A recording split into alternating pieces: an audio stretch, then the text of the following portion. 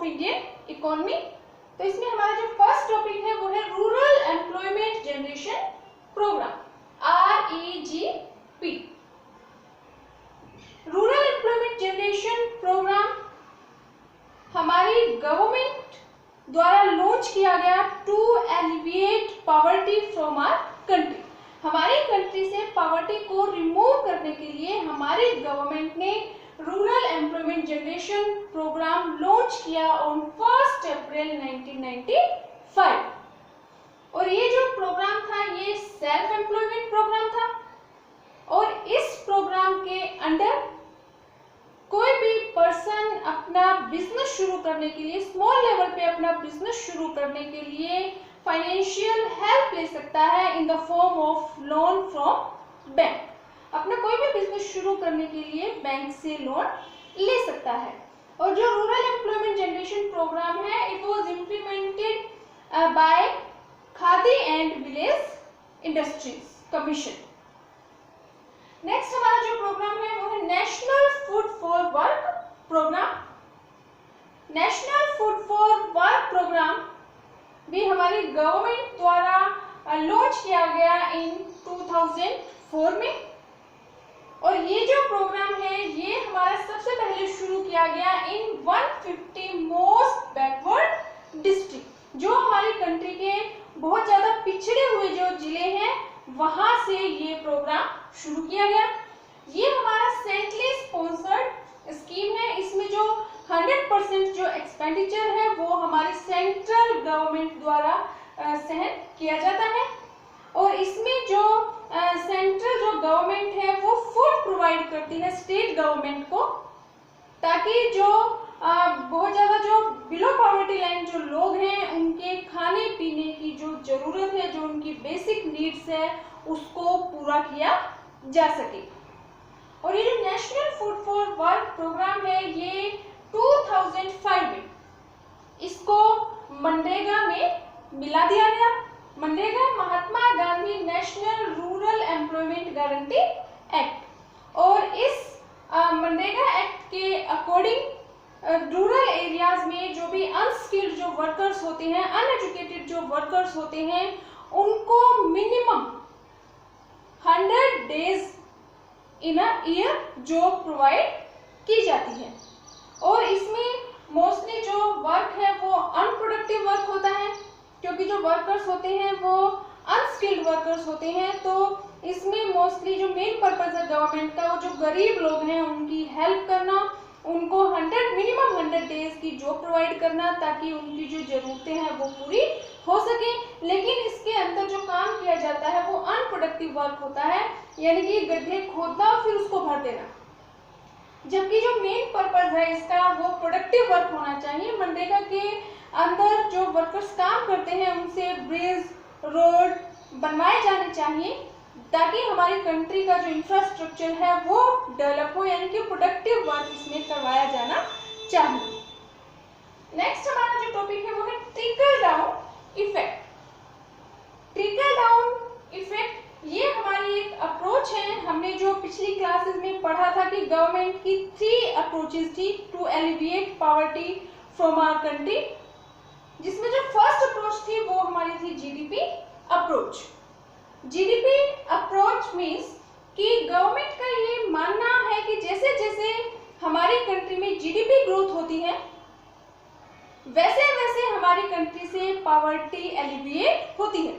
क्योंकि GDP increase होने का मतलब है कि हमारी कंट्री है उसमें इन्वेस्टमेंट इंक्रीज हो रही है, इन्वेस्टमेंट इंक्रीज होने से प्रोडक्शन इंक्रीज हो रहा है, और प्रोडक्शन जब इंक्रीज होगा तो लोगों की इनकम भी जनरेट होती है, लोगों की इनकम इंक्रीज होती है। तो जीडीपी इंक्रीज होने से हमारा जो रिचर सेक्शन है जो इन्वेस्टमेंट करता है उनको तो प्रॉफिट मिलता है, उनकी तो जो अर्निंग है वो इंक्रीज होती ही होती है। साथ ही साथ जो पुअर सेक्शन है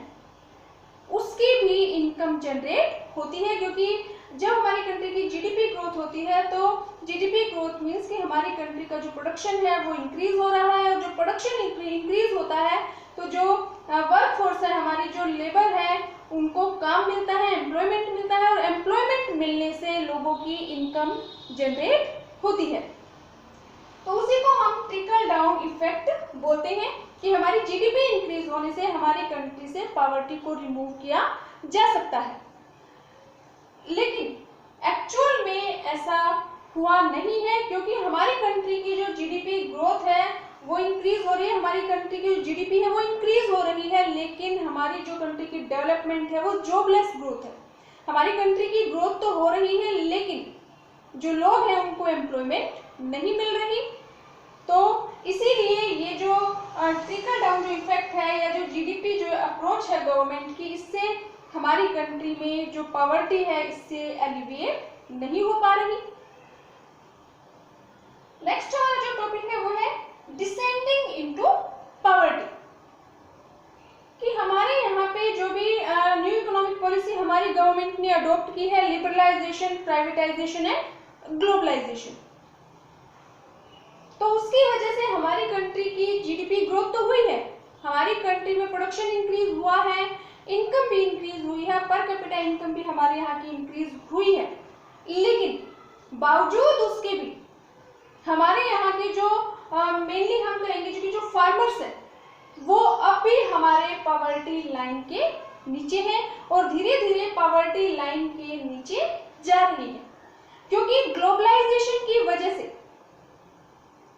और जो भी हमारी जो न्यू इकोनॉमिक पॉलिसी है, लिबरलाइजेशन, प्राइवेटाइजेशन और ग्लोबलाइजेशन, उसमें से मेन हम कहेंगे कि ग्लोबलाइजेशन की वजह से अब जो डिफरेंट कंट्रीज हैं उनमें एक्सपोर्ट और इंपोर्ट जो है वो फ्रीली होने लगा है,